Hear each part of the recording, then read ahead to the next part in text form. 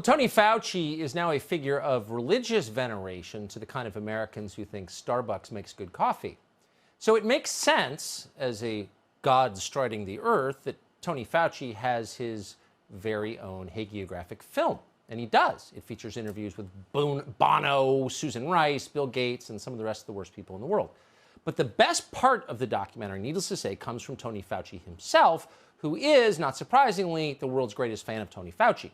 Here, for example, is Tony Fauci explaining why so many Americans don't trust him. I mean, I'm the bad guy to an entire subset of people because I represent something that is uncomfortable for them. It's called the truth. They can't handle the truth! Those Americans! Keep in mind, some people may distrust Tony Fauci for other reasons, like he's a liar, and he's admitted it. He lied about scientific data, for example, about herd immunity, and he's admitted it. But in the documentary, Tony Fauci's taken the long view, and he's begging historians to forget all of that. I hope that if historians look back, if they ever would want to look back at what I've done and my life, maybe somebody says, hey, that guy was pretty good. So there's a vaccinated man wearing a mask alone outside. That's clearly a sign of mental illness, but the film makes it seem like heroism. What do we make of this? Jesse Watters is the host of Watters World and the author of the fantastic book, How I Saved the World, which he basically did. He joins us to assess the Tony Fauci movie. Jesse Watters, have you seen this? No, and I don't plan on it, but he really is the perfect Hollywood actress. Craves attention, loves drama, and if you criticize his performance, they only hate me because I'm beautiful. This is the thing. We don't hate the truth. We just want Tony to tell it.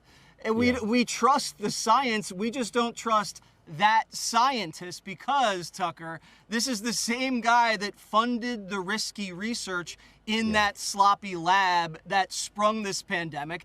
And then he kept us all locked inside to protect us from a virus that mostly spreads inside. So instead of resigning and doing the right thing, he goes on television and actually suggests that future historians document his life and treat him as a hero. Now, as someone with a healthy ego, Tucker, even I blush at something like that. But maybe this is just satire from Disney. I mean, they do use Susan Rice as a character witness for Anthony Fauci, the Benghazi bag lady. Or maybe this is just Disney paying Fauci back because Disney shares did go up 100% during the Fauci lockdowns. Remember, everybody just sat home and watched Disney Plus. So maybe it's just payback.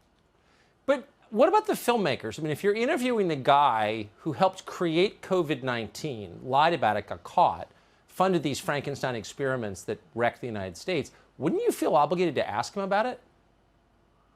It's too late because now the media has anointed him. Remember, he's Lord Lockdown, arch enemy of Donald Trump, savior of everything scientific and holy. The media were early investors in the Fauci narrative. Remember, they rode the Fauci wave from the lockdowns to the ballots all the way to power in the White House. Same with big tech and big pharma. They're in on this too. He's too big to fail. Jesse Watters, thank you.